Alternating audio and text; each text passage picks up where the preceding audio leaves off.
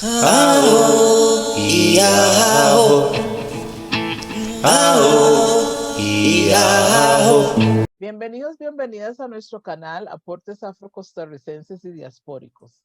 En esta tarde tengo el placer de conversar con Delia McDonald Woolery, quien nació en el país de Panamá de padres costarricenses, quienes entre las edades entre 6 y 7 años la trajeron a Costa Rica y con eso ella se convierte en una de nuestras poetisas y escritoras afrocostarricenses. Muy bienvenida a nuestra plataforma, Delia, y vamos a empezar para conocerla un poquito más, aunque yo la conozco, pero para el resto del mundo. Usted podría empezar conversando, compartiendo con nosotros dónde, ya estando en Costa Rica, dónde cursó sus años de primaria y secundaria. Bueno, mucho gusto estar aquí con ustedes. Primaria y secundaria las crucé siempre en San José.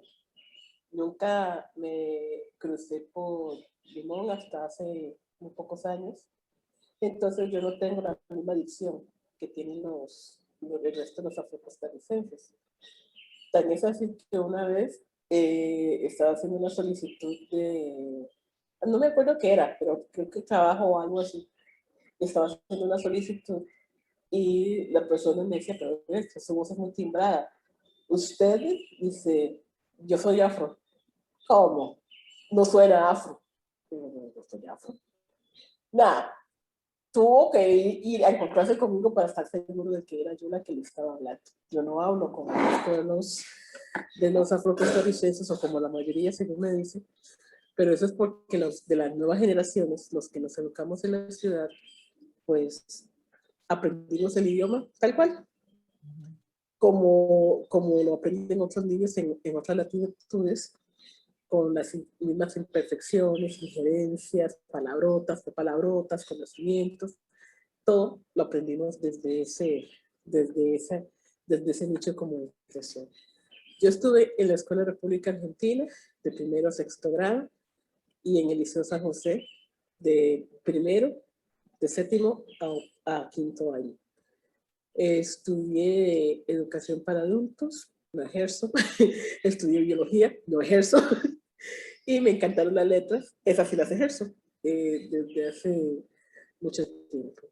Yo, no sé, supongo que siempre tenía un deseo, una cuestión comunicativa, que quería hablar, quería expresarme, pero no quería hablar ni expresarme como el resto de los costarricenses. En ese sentido, el nicho ha sido duro y ha sido difícil, porque ya ves que pretenden decirte cómo escribir, cómo hacer las cosas, porque los hispano-costarricenses, diría Doña Pru, piensan que ellos conocen todo lo que es la forma de la literatura afro, como tiene que ser, y es de acuerdo a su visión. De acuerdo, volvemos otra vez a una posición muy poco realista e imperativa de condiciones y objetos que no se relacionan directamente con nosotros. Yo tengo ahora actualmente alrededor de 7 libros publicados, varias reediciones de mi primer poemario, del poemario que fue publicado por el Ministerio de Cultura con el programa PROFOR, que fue uno de los primeros proyectos que el Ministerio hizo a ese respecto, para divulgar la obra de los autores costarricenses, y yo estoy dentro de ese primer grupo. Dentro de ese primer grupo de publicaciones de ese libro prácticamente no queda nada, por eso se ha reeditado ya varias veces. Sin embargo, decirte que ha sido una cuestión fácil de la literatura, no es fácil. Ningún escritor la tiene fácil. Eso es mentira. Es mentira decir que escribí este libro y porque lo escribí yo, ya es el libro del genio. Eso es mentira. Y sobre todo cuando tenés tantas desventajas, digámoslo así, porque yo lo pienso de esa manera. La primera desventaja es ser mujer. Quieren educarte a la manera que educan al resto de sus mujeres. La segunda desventaja es ser pensante, peor todavía, porque yo me eduqué y aprendí a pensar por mí misma. No permito que nadie piense por mí.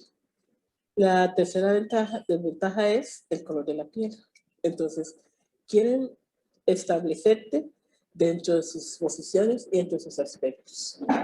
Hay personas que se atreven todavía a decir que el racismo no existe, pero sí, y yo misma pensaba que sí, que no existía, pero he llegado a la conclusión de que lo que existe es una forma de racismo, es una variante, un traje nuevo que van cambiando cada vez. ¿Por qué lo digo? Pues porque con las lluvias en la piel, ese libro me fue robado completo en el Instituto Nacional de Seguros. Completo. Porque en ese momento estaba yo ahí dirigiendo ese taller, porque no estaba muy bien el director de ese momento de salud, don Francisco Zúñiga, no estaba muy bien. Él confió en mi capacidad, fue uno de los que primero me permitió tener la capacidad no solamente de escribir como quisiera desde el momento que yo puse un pie en el taller de él, sino tener la capacidad de expresarme y escribir como yo quisiera hacerlo. Porque anterior yo fui a varios talleres y en todos los talleres me decían lo mismo: usted promete como escritora, queme su obra y síganos. Entonces yo me quedé pensando como en Corintios, ¿verdad? Que estoy a las puertas del infierno llamando y me están diciendo que lo siga con una cruz a mi espalda.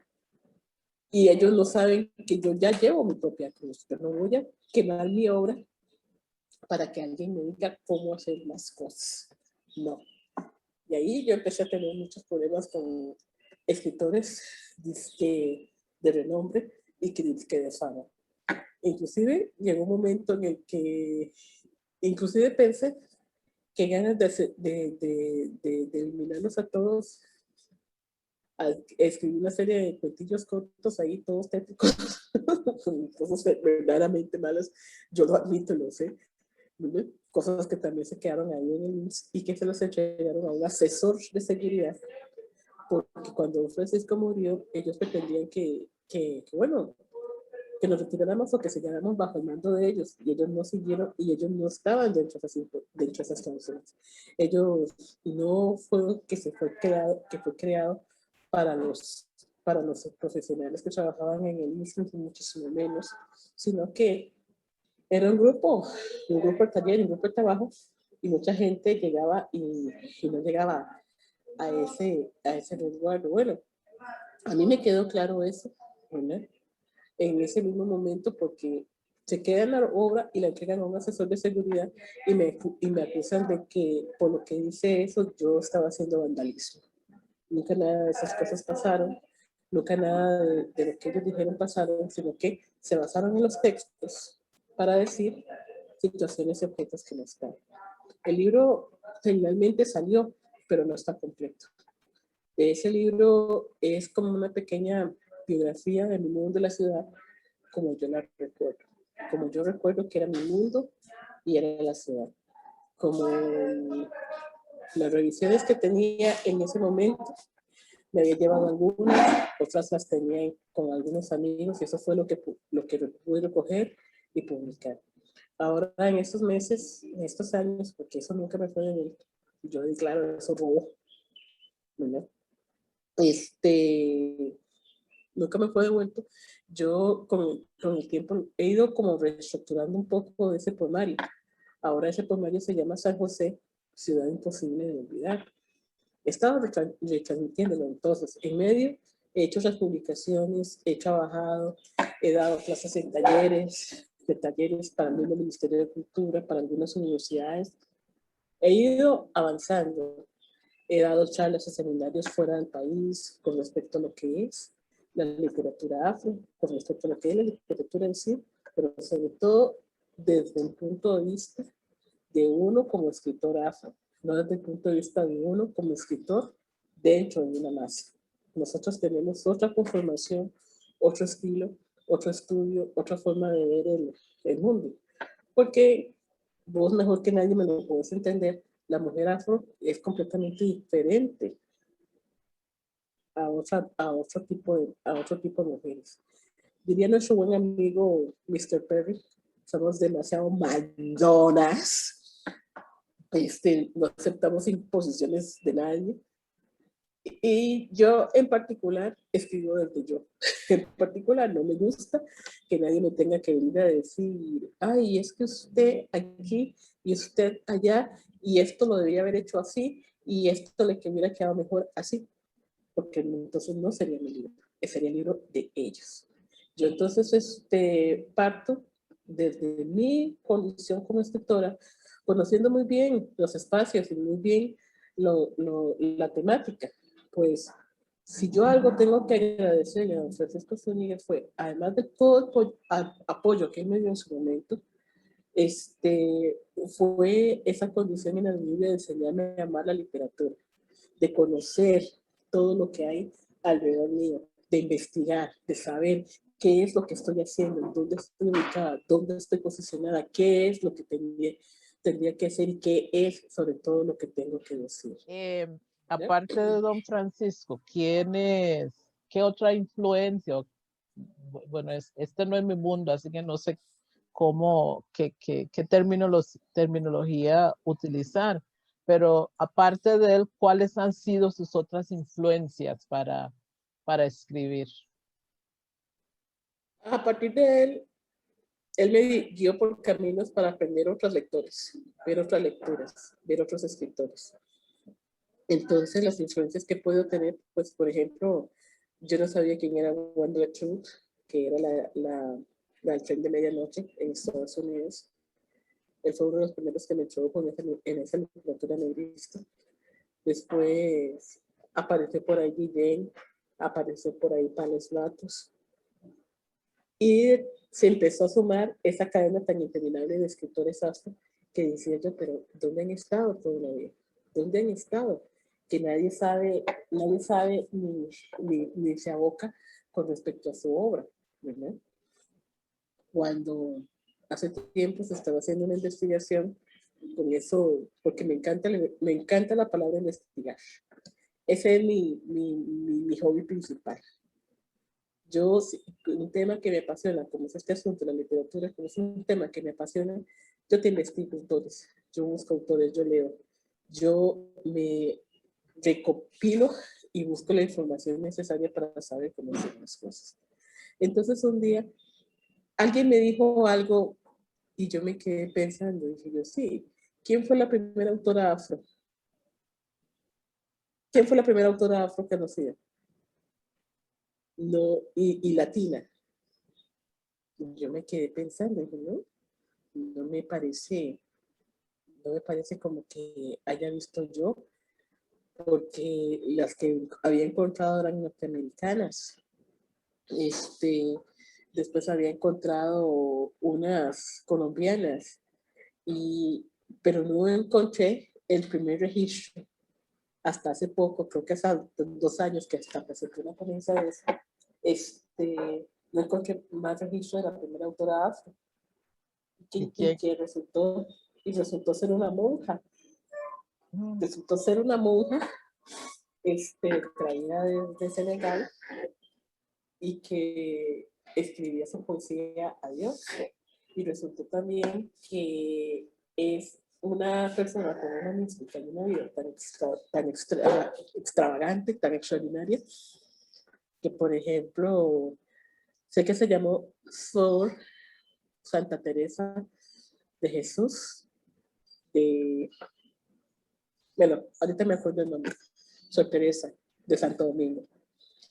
Y Sor Teresa de Santo Domingo, si hubieran querido, la convierten en bruja y en mártir, porque tenía tal mística y tal devoción.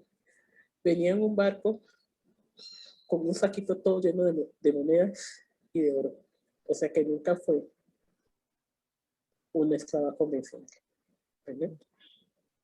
¿Y quienes la adoptan y la cuidan y la convierten en escritora?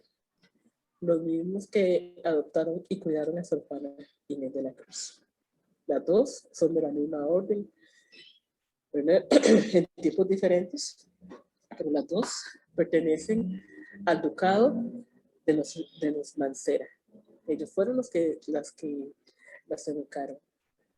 Solamente que Sor Juana Inés de la Cruz fue más conocida por su obra literaria. Ella fue menos conocida por su obra literaria, pero más conocida por ser la negrita de la cofradía. ¿Y por qué le decían así? Porque ella era capaz de hacer milagros. ¿Ok? Todavía hace unos años, cuando la desentierran de su mausoleo, está incorrupta. Pero sin embargo, no ha sido capaz de conseguir, como otras monjas de su tiempo, no ha sido capaz de conseguir que le den, ¿cómo es que se llama esto? Que los convierten en beneméritos o en monjes o santos, que la iglesia les den que la iglesia les dé su potestad. Pero esa es lo que podemos decir que fue la primera escritora latina. Después vinieron otras, pero no se encuentran todavía más registros. En ese proceso de investigación pasó un tiempo y a veces lo retomo porque sí me interesaría saber más acerca de otros escritores, de otras escritoras y escritoras afro, porque no era el único caso, ¿verdad? Porque es importante para mí entender la figura de por qué escriben por nosotros. Como que si no tuviéramos nosotros la misma capacidad o advenimiento para poder decir lo que queremos decir sin que otras personas cuestionen o digan, no, eso no se puede hacer así. Entonces, he puesto mucha atención en los últimos años, en el último tiempo, he puesto mucha atención sobre eso, en esa capacidad que tenían.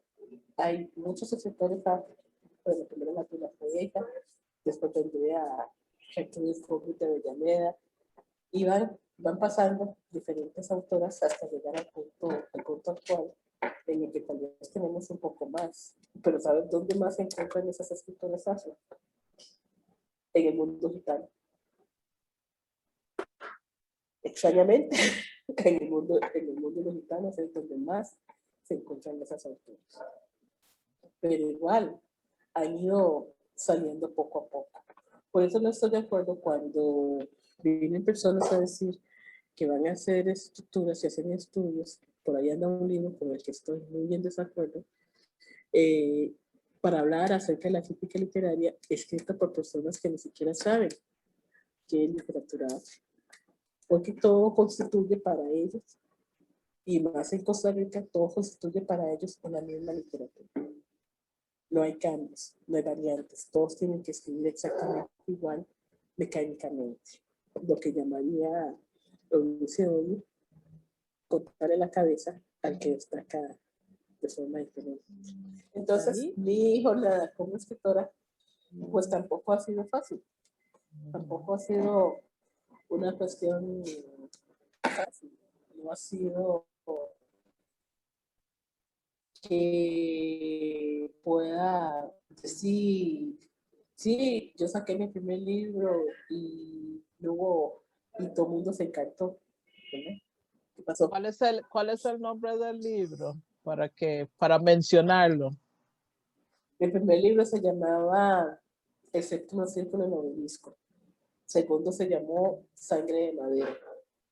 Tercero se llamó Toda la lluvia es una piel, que es el que fue robado. ¿No?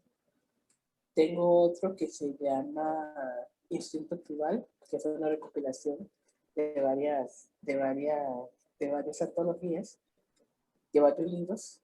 Bueno, he sido también una poeta que ha sido publicada mucho fuera del país, en revistas, en libros, en antologías. Y entonces entiendo perfectamente lo que es el valor de la integración como profesional dentro del proceso. Hay Next question. dentro de lo que sería la línea de escritura afro, pero básicamente es más de mujeres. Si empezamos por la cuestión norteamericana, seguimos que siempre han sido grandes escritoras afro, han sido mujeres. Vos no encontrás ganadores de Pulitzer ni nada por el estilo de literatura afro que sean hombres. Dos de mis autoras favoritas, por ejemplo, es Maya Angelou y Toni Morrison. Pero también se integran otra serie de autoras que se van repitiendo a lo largo de Centroamérica. Lo que pasa es que casi no se dan a conocer, no se identifican, no se entienden, porque por esta cuestión de la miscigenación, por esta cuestión de la, pues, de la integración dentro de la misma cultura. Yo una vez fui a un lugar, creo que Puerto Rico, y me dijeron, la va a pasar a recoger Pedro Fernández. Y yo pensé, Pedro Fernández, como el cantante, o debe ser alguien parecido. Y cuando veo, era un hombre completamente negro. Pero se llamaba Pedro Fernández. Esos fueron los primeros encuentros que uno ve dentro de esta cuestión de la dualidad, ¿verdad? Aquí mismo hay muchas personas que tienen apellidos españolizados, pero hasta estas fechas es cuando van apareciendo. No, antes no era muy común encontrarlos, pero últimamente te vas encontrando apellidos como Pérez, como González, como Martínez, como Peinador, ¿verdad? Dentro de los bienes de la cultura. Cuando hablamos de eso, la literatura en general la escriben más mujeres que hombres. ¿Por qué? Porque tiene una estrecha relación con la cuestión de la sobrevivencia. Si no es por las mujeres, no se sobrevive la esclavitud, se sobrevive un montón de procesos más. Pero negarnos esa capacidad de comunicación ha sido tal vez parte de los grandes auges. Las mujeres afro somos como siempre, o como muchas mujeres en general, porque no solamente lo voy a decir como las afro, las que nos encargamos de resolver los problemas siempre. Las que preservamos la cultura somewhere or the other. Exactamente. En eso somos como leones del Serengeti. Yes. Vos sabes que los leones en realidad reinan porque están las mujeres ahí. Pero llega un día en que cuando la mujer se cansa, entre todas llegan y lo hacen echado por inútil, ¿verdad? Entre todas llegan y lo hacen para afuera. Ellas saben perfectamente bien cómo manejar esa situación. Por eso nosotros no nos preocupa tanto esta cuestión que tienen las otras culturas de estar siempre a la sombra de un macho. Nosotros somos leonas y podemos saber, y sabemos muy bien, con un instinto personal, cómo sobrevivir a las cosas. Aquí, sin embargo, en Costa Rica, hay varios doctores especialistas en ellas en literatura que dicen que la literatura afro no existe, porque existe una sola línea, ¿no? Una sola línea de trabajo de comunicación. Pero si fuese así, no existiría tampoco lo que está ahora de moda, la literatura transgénero, el de los gays. Estaríamos completamente limitados a una sola estructura. Y eso es lo que no entiendo. La literatura afro, en cambio, tiene su particularidad y su comunicación. Tiene su forma de hacer las cosas que nos permite tal vez hablar e integrarnos un poco más dentro de las situaciones para llegar adelante y para sobrevivir. Vos ves, por ejemplo, una obra como Yo sé por qué canta el pájaro enjaulado, de Maya Angelou, vos ahí lo ves con absoluta claridad y objetividad, como a través de pequeñas cosas, esta niña que está enjaulada en un mundo ajeno, aprende a desplegar las alas y aprende a entender y cómo integrarse sin ayuda de prácticamente nadie, porque todos los demás están conformes y tranquilos con ese enjaulamiento en los que los tienen. Y es lo que le ha pasado a la literatura costarricense, por lo menos a la literatura afro. La jaula la crean otros para nosotros. Y en esta investigación de este último libro que saqué, que es el de las nuestras culturas de la familia afro-costarricense, que es la investigación un poco más extensa acerca de quién es quién dentro de la cultura afro-costarricense, sin importar el color de la piel, pero sí están ahí revelados todos los que son participantes de la cultura afro-costarricense. Y si vos ves, son más mujeres que hombres, porque los hombres tendrían que, volviendo a los tiempos de la esclavitud, tendrían que referirse a tener que huir para poder establecerse como individuos pensantes. La mujer no podía huir, primero, por las condiciones en las que estaba sumida. Tenía también, finalmente, y una de esas finalmente era asumir las responsabilidades de los hijos, para bien o para mal, de cuidar a las otras personas para bien o para mal, y seguir adelante con el proceso tal cual ha sido su desarrollo de vida. Entonces, es un proceso que va dándose paso a paso. Yo he tenido muchos problemas con esto porque, ya te digo, la gente siempre quiere venir a decir qué es lo que tienes que decir. Inclusive llegaron a exigirme que se dieran yo tengo una página de crítica literaria, ¿no? Y hubo una vez una criticación de un libro que, leyéndolo bien, yo creo que fue muy decente la persona que hizo la crítica. Y yo, y al final de cuentas, te exigen hacer profesiones, cerrar la página porque ellos ocupaban el material que vos tenías ahí. Y al final de cuentas, vos vas a ver que después sacan una antología de crítica literaria con todo tu material sin necesariamente pedirte permiso por usarlo. Entonces, ¿a qué vamos a ir? A que no hay un verdadero conocimiento. Porque no, yo no puedo llegar afuera y decir que estoy trabajando en una crítica literaria a decir, es que las mujeres afro-costarricenses no tienen identidad, no tienen cultura. ¿Cómo voy yo a decir eso? Mi identidad y mi cultura no se basa en posesiones ajenas. Soy yo la que decido. No están hechas para complementar otros placeres de la vida. ¿Cuáles placeres? ¿Y qué es lo que quiere decir todo eso? Pero hacen un libro supuestamente para naturalizar crítica y terminan no haciéndolo y terminan diciendo cosas que en realidad son cosas más bien xenófobos y trasnochados. Está metido mucho más dentro de ese proceso de cultura. Ahora, a mí me encantó ver que ahora hay más escritoras afro de cuando yo empecé. Cuando yo empecé, éramos, si acaso, y únicamente Eulalia, ¿verdad? Chini Campbell por allá en las Europas, o fuera del país, y yo. ¿No? Y Eulalia era Eulalia, ¿verdad? O sea, ella era completamente impositiva. Y ella acaparaba todos los espacios, que está bien.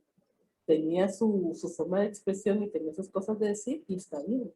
Yo tengo mi forma de expresión y mi forma de decir, y está bien. Lo mismo pasa con Sheila.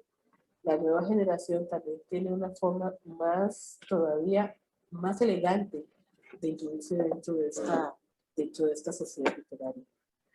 ¿Por qué? Porque las ves ahora que participan más, que ya no les da miedo, porque anteriormente la cultura, y sobre todo la literatura, era para tener que tenerle miedo a las consecuencias y al proceso. Se podían morir de hambre o tenían que servir por ciertos factores a los que fueron sus supuestos maestros.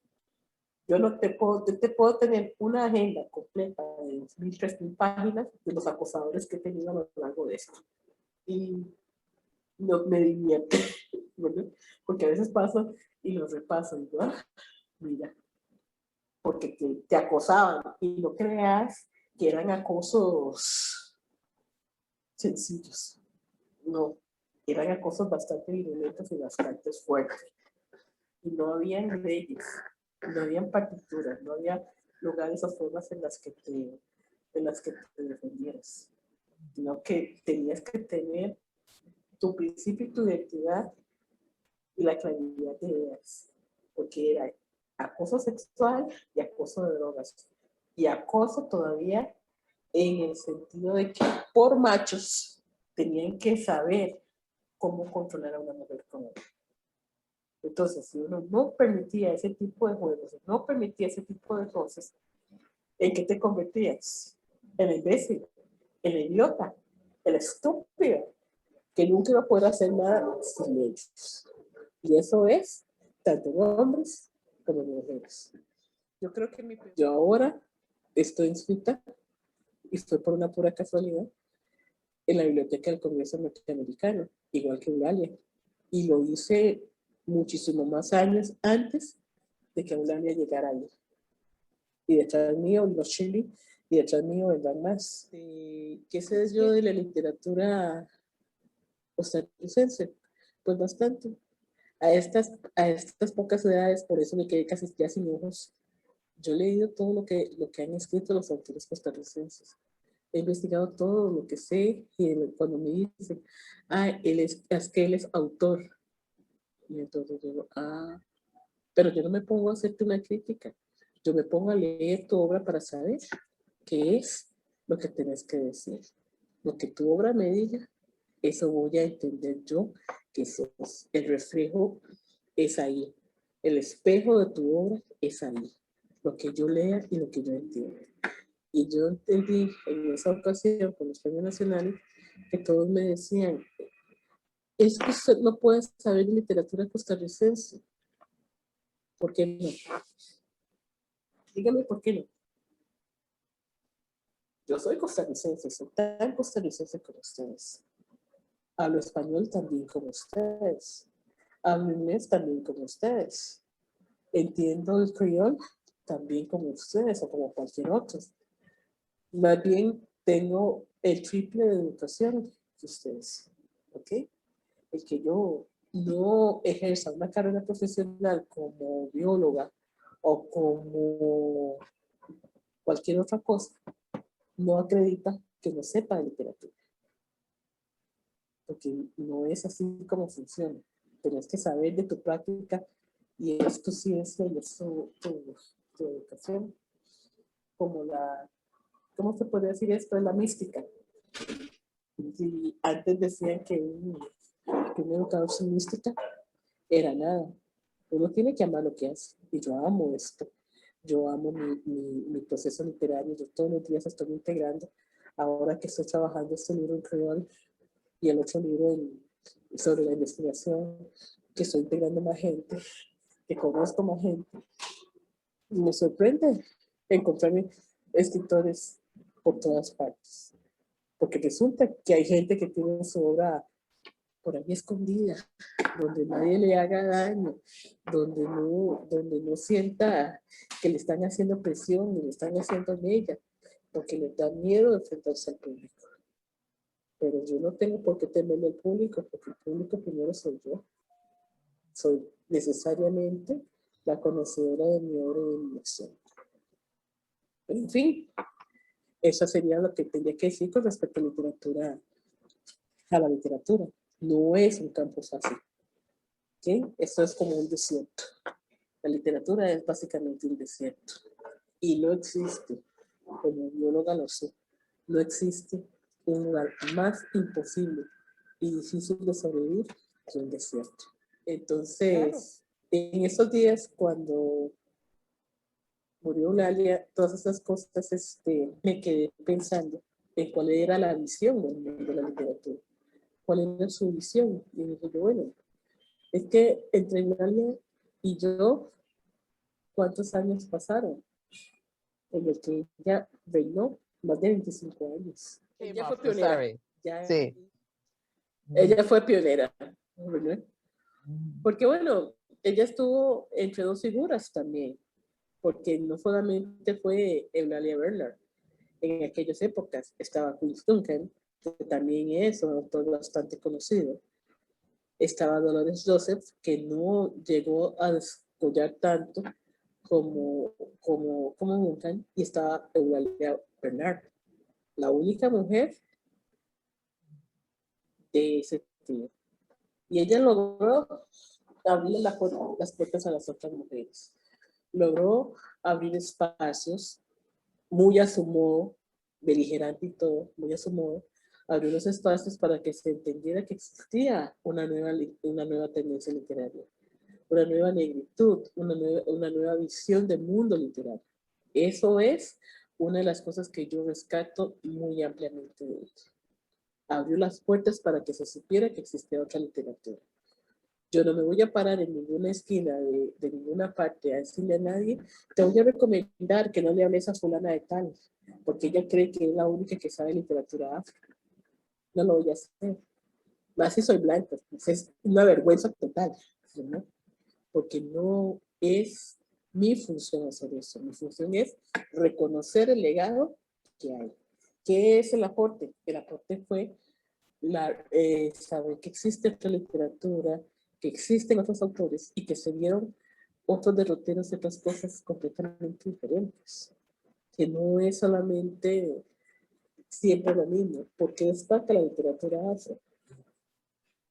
Por su ritmo, por su color, por su sabor, porque hasta tiene textura. Es completamente sinestética la literatura afro. Y eso, mucha de la obra que presentan los autores nacionales, a veces yo empiezo a leer un libro y cuando me veo estoy así. Y pensando seriamente en arrancar la página y botarla. A veces mejora, pero no, porque les falta mucha movilidad, les falta mucho movimiento. De eso me encanta, sobre todo de la obra de Toni Morrison, ese movimiento y esa vibración que tenía de todo. Y después enterarme, que esa fue una de mis grandes maestras también, que ella hablaba muy bien español, ¿sí? Que vivía en España y que hablaba muy bien español y que el español le encantaba. Y que entendía muy bien los principios. Y en uno de los cursos y en una de las clases que llevé, creo que dijo, es que ustedes tienen un mundo más maravilloso, tienen un mundo más rico, tienen las historias norteamericanas, pues son historias norteamericanas, pero ustedes tienen un mundo muchísimo más rico, a partir del idioma, a partir de las estructuras, a partir de todo. No creo que estuviera hablando de otra cosa que no fuera la creación literaria. Fue decir que existe un proceso que nos integra como creadores únicos y que como creadores únicos tenemos que, pues, que sobrevivir. Sobrevivimos a todos esos procesos. Hay las nuevas autoras senegalesas que he estado leyéndolas un poco ahorita, pero es que esos nombres son para mí tan complejos que a veces la leo y digo, sí, ¿verdad? Y termino leyéndolas y termino viendo todo lo que es la estructura, todo lo que tienen que contar, como una que habla sobre lo que es vivir con un hombre que no quiere, pero que sus padres la obligaron a hacer ese matrimonio por un proceso de blanqueamiento, ¿no? Y como ella quería otro tipo de vida, otro tipo de mundo, y termina ahí relegada a un proceso que no es el que ella hubiera deseado para ella. Y como cuando su hija mayor empieza el proceso de crecimiento y todo el asunto, llegan a la misma idea de decir, los abuelos, ¿verdad? Cómo es que tiene que educarse para que sea como las otras niñas y volver a repetir el patrón.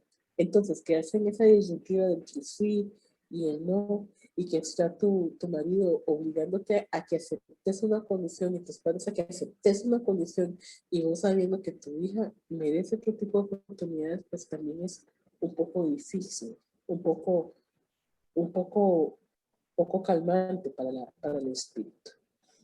Eulalia, eso sí hizo lo que le dio la gana, habló como le dio la gana, ejecutó lo que le dio la gana, porque ¿quién me iba a decir que no?